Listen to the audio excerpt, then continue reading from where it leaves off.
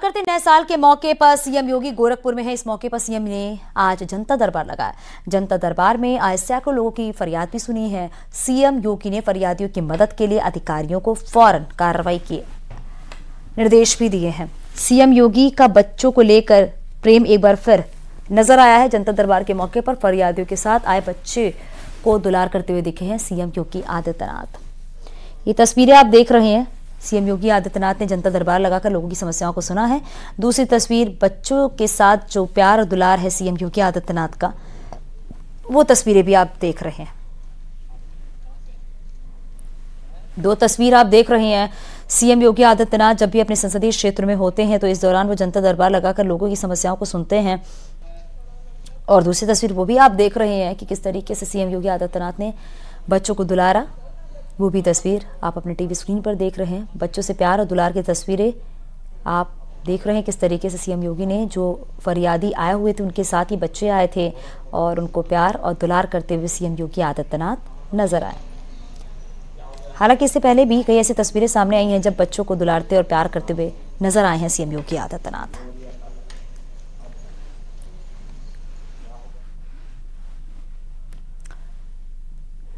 गोरखपुर में सीएम योगी ने भगवान गोरक्ष की पूजा अर्चना की है। सीएम योगी ने नाथ संप्रदाय के गुरुओं की समाधि पर माथा भी टेका है।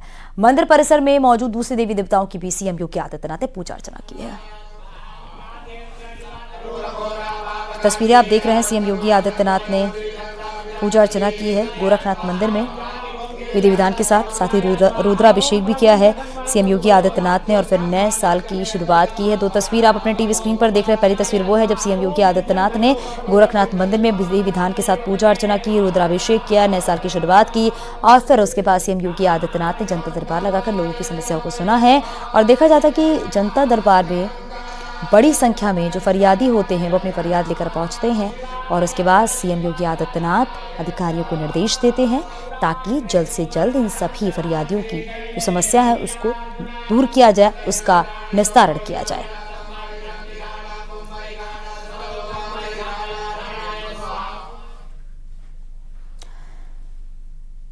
दो 2023 का आखिरी दिन पूरे देश में जश्न का माहौल रहा।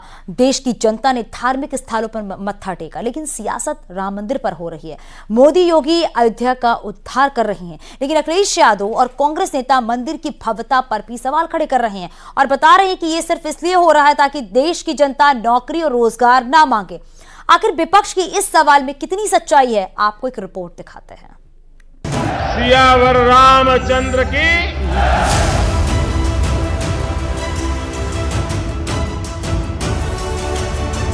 सनातन आस्था के परम पुरुषोत्तम राम मंदिर में विराजमान हो रहे हैं।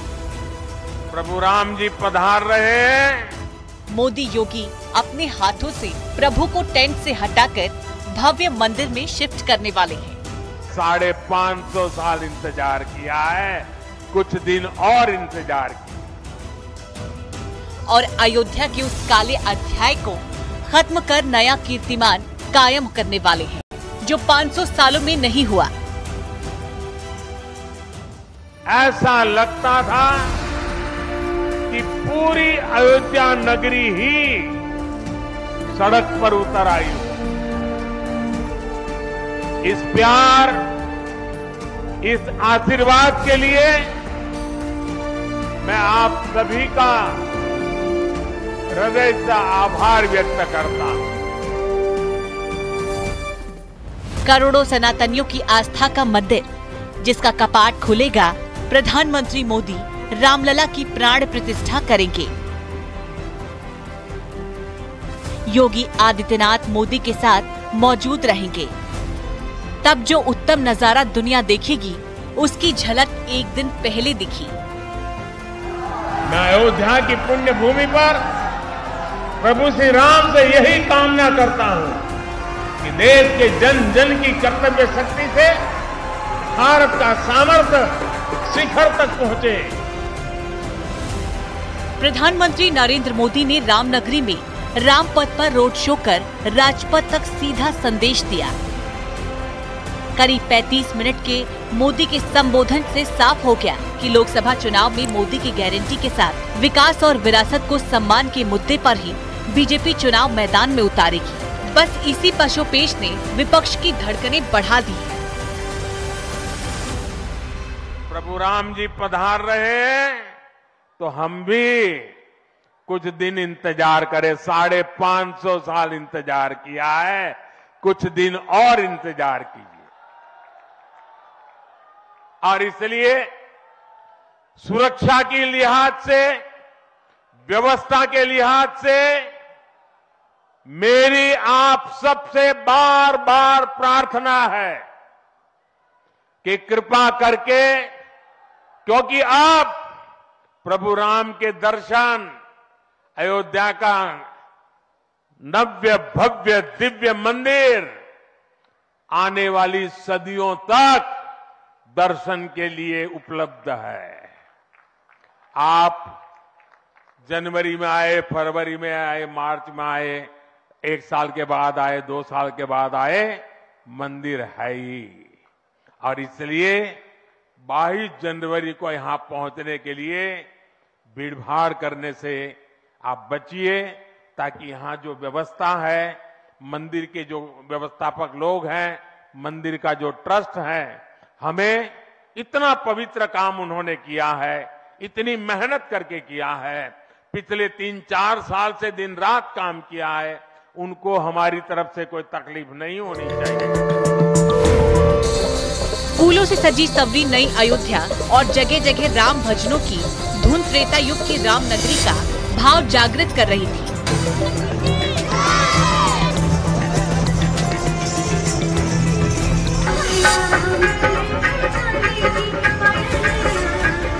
लेकिन इस धुन में मिश्रित उस धुन को भी नहीं भूला जा सकता जो सियासी गलियारों से उठी। विरोध हुई तस्वीरें आंखों को चुभी और जो भाव आए वो कुछ इस तरह थे। आपके कलकत्ता के लोग आएंगे, रामेश्वरम से लोग आएंगे, सब यात्राएं उन्होंने बताई, लेकिन उन्होंने ये नहीं बताया यात्रा आने में आपको कितना खर्चा बढ़ जाएगा। और फिर आप बताइए चाय महंगी होगी कि नहीं होगी महंगी, ईंट महंगी होगी कि नहीं महंगी। आज ईंट की कीमत क्या है और चाय कितनी महंगी हो गई। महंगाई चरम सीमा पर है, लोगों के हाथ में नौकरी रोजगार नहीं है, लोग नौकरी रोजगार न मांगे, इसलिए ये सब कार्यक्रम हो रहे हैं। सरकारें विपक्ष की हों या रूलिंग पार्टी की हों, जो देश की रूलिंग पार्टी है, सबके साथ इंसाफ हो और पूरे देश का विकास हो। और ये जो कुछ प्रधानमंत्री अयोध्या में कर रहे हैं वो विकास कम है, 2024 के चुनाव की तैयारी ज्यादा है। यूं तो समाजवादी पार्टी और कांग्रेस पहले राम मंदिर निर्माण के विरोध में थी, फिर मोदी योगी ने जब सारी बाधाओं को पार कर लिया तो विपक्ष की नई खिसियाहट शुरू हो गई। फिर उन 100 करोड़ सनातनियों की आस्था की किसे फिक्र। जब बोला तो ऐसा कि सियासी बाजार गर्म हो गया।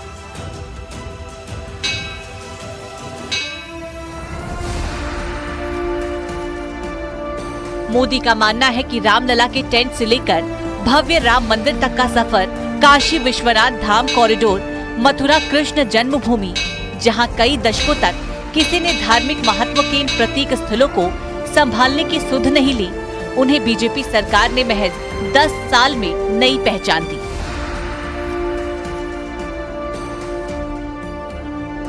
इतना ही नहीं, मोदी की गारंटी का जिक्र करते हुए पीएम ने साफ कहा कि मोदी जो करता है उसे पूरा करने के लिए दिन रात खपा देता है। इसकी साक्षी अयोध्या है और इसी अयोध्या दर्शन मात्र से विपक्ष में दुविधा की स्थिति है। Bureau report, news 18।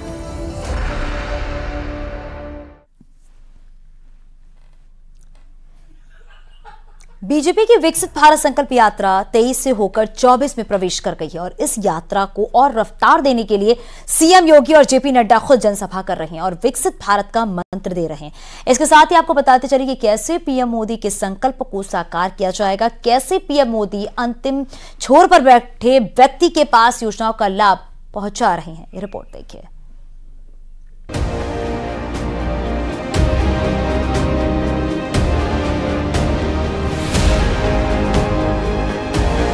सत्ता के शीर्ष पर बैठी बीजेपी अब विकसित भारत संकल्प यात्रा के जरिए उन लोगों के बीच पहुंच रही है जिन्हें केंद्र सरकार की योजनाओं का लाभ मिल रहा है। बीजेपी के लिए ये वो वर्ग है जिसका न जाति से न धर्म से कोई लेना देना है, क्योंकि इस वर्ग को विश्वास सिर्फ मोदी सरकार में हो रहे विकास पर है,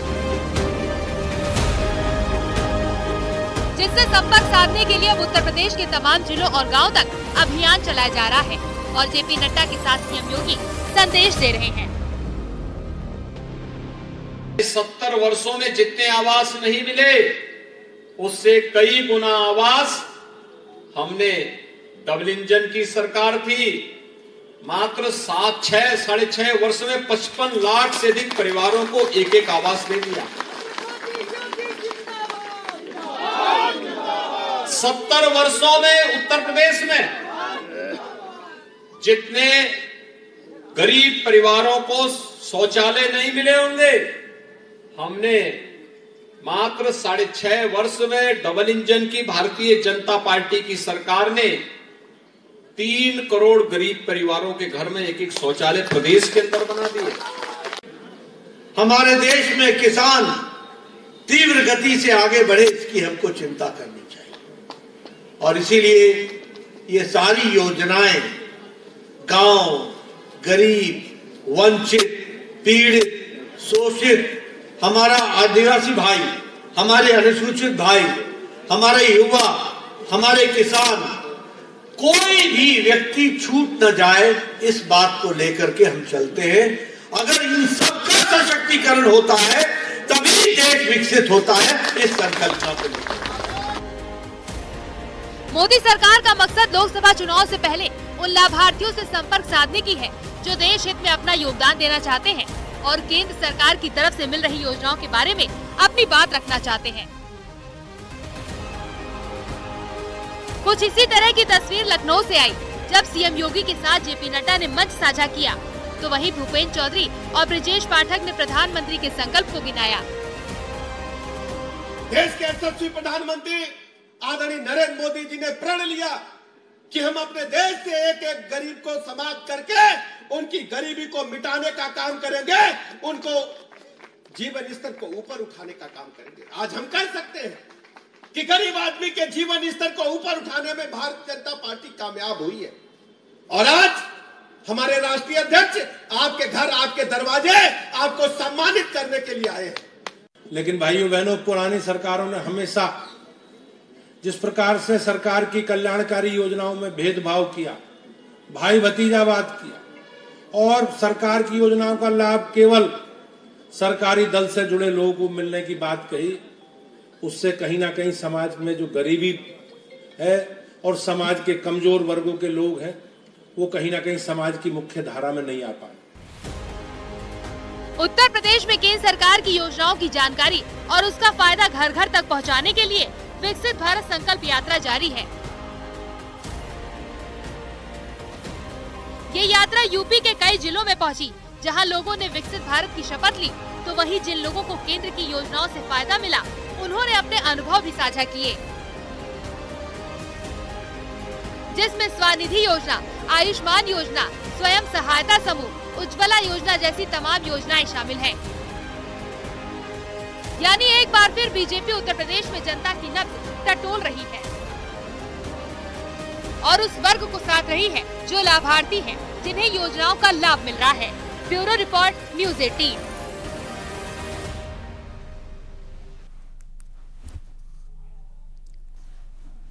आगे भी खबर जा रही है, कहीं थोड़ा सा ब्रेक के लिए जल्द लौटते हैं। आप देख रहे हैं न्यूज़ 18 उत्तर प्रदेश उत्तराखंड।